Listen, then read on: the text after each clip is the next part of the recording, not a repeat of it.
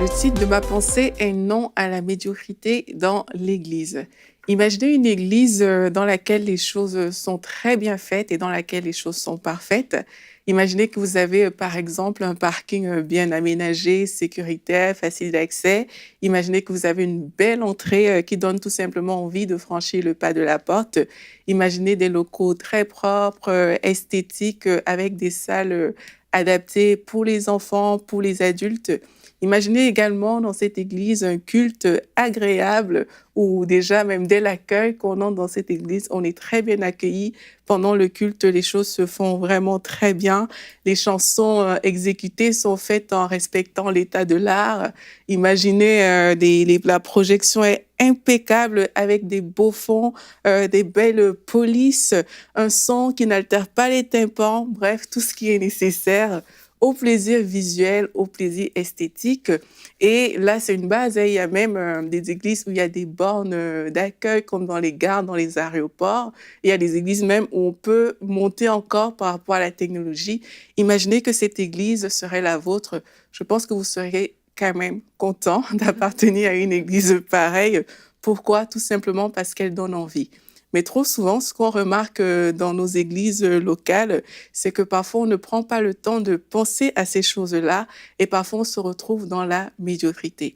La Bible nous dit dans Luc 14, verset 28, « En effet, si l'un de vous veut construire une tour, il s'assied d'abord pour calculer la dépense. » De la même manière, si vous voulez bâtir votre église locale, il va falloir prendre du temps pour vous asseoir, pour calculer tout ce qui doit rentrer dans cette église locale-là. Je ne dis pas que vous aurez tout d'un coup la belle église avec tout ce que j'ai cité, non, mais il va falloir intégrer l'excellence dans votre façon de faire et dans votre façon de voir les choses. En fait, il faut penser l'église locale.